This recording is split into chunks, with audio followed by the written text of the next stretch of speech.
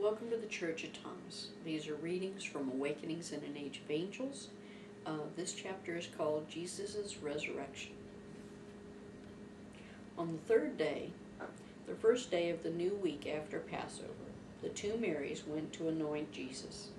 They knew that the guard would still be at the tomb. They planned to ask them to help roll the stone back. Thomas stayed with his mother and the rest of the women. They had crushed and blended the herbs early that morning. They had the clay jars filled to the brim.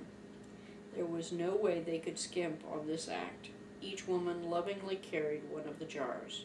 It was chilly outside, so they added a good shawl over their robes. Just as they trudged up the trail, just within sight of the tomb, a severe earthquake hit. It threw them to the ground. As they fell, they saw the stone rolled away by the force of the quake. When the dust settled, there were two angels blazing with light next to the stone. When the guards saw them, they saw the tomb was empty, and fearing for their lives, ran away. The women had seen the stone move, but were dusting off. They took a moment to check the jars that they feared had been broken in their falls. They only looked up when the guards almost knocked them over again as they ran away. When they glanced in the direction of the tomb to see what scared the guard, they took the whole picture in. Two blazing angels, an open tomb, and a patient smiling faces on those angels. All the Marys could think was thank the one that they could anoint Jesus because the angels had opened the tomb for them. They had dreaded asking those horrible temple guards to aid them in moving the stone. Now they would not have to swallow their pride to get the job done. They were confused about the tomb being empty, but both had seen Lazarus rise, so they asked the angels where Jesus was, since he had been raised as he had prophesied. One of the angels dimmed a little so that the features could be seen. As he approached, they saw it was Jesus. He showed his wrists, ankles, and side, the wounds they had seen inflicted with their very own eyes. They kissed his hands and feet so as not to hurt his wounds. He laughed in kindness, saying, "It's okay. They don't hurt now, but I am pleased with your loving kindness. Now go tell our friends that I have come back for a visit before I go back home again. Tell them I will visit everyone soon." The Marys turned to discuss talking Jesus into following them right then. But when they looked away, the angels were gone when they turned back. Still excited, they giggled in their joy, running back to tell the wonderful news. The other women were guardedly happy. They were afraid to get too excited, for fear of being let down. Judas's feelings were also guarded.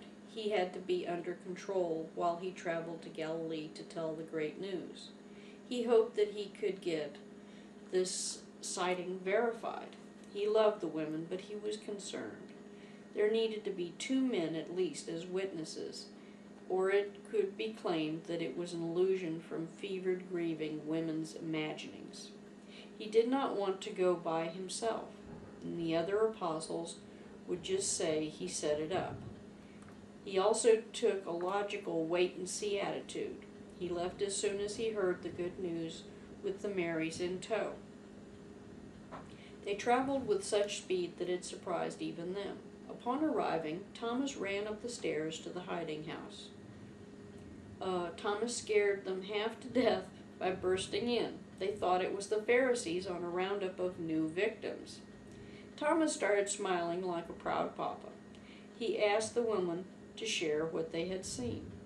The men were irritated except for Peter. Peter wanted to have hope. He predicted denials still held the taste of bitterest gall in his throat. The others were trying to think of a way to salvage the disaster of their zealot leader's death. It was not supposed to go like this. Nothing was making sense. How do you lead an army to free Israel if you're dead? They stayed in the upstairs room making their plans. Thomas and Peter rushed back with the Marys to have a good look at the tomb. Skidding to a stop just outside the tomb, decorum settled a little askew across their shoulders. Sure enough, the tomb was empty. There were no signs of anyone having disturbed its contents. The spices were just outside the entrance. A fresh dusting of silt from the earthquake had smoothed the floor. Not a single print was in evidence. The linens were in a wad at the foot of the platform. When Peter lifted the linen, there was no dust underneath. The women had seen the stone move, so it had to be true. But how could it be? The guards' scuffed tracks were obviously from that morning. After escorting the women back to their rooms in Jerusalem, the men grabbed a quick bite in preparation of heading back. Surely everyone would want to come see the tomb now. The Marys wanted to stay in with the women to discuss what they saw. While eating their meals with more leisure, Jesus walked in with a gentle, "Peace rest on you, my sisters. I see Thomas and Peter were too excited to stay for this visit. I'll see them later. I've been lavished with your well wishes and prayers since my death and burial. It gives me great joy at your faith. You will be sorely tried for your devotion, but I know that you will overcome all you face with great strength and courage. I'll always be with you. I will sit and pray with you a few candle marks. I do need to meet with the men tonight too, but there is all the time in the world now that the sacrifice has been accepted." When Jesus had walked in, the women had been a little stunned, except for the three Marys, now including his birth mother. The space of honor at the head of the table was vacated to let him sit down. They just marveled, some cried, others just quietly sat listening.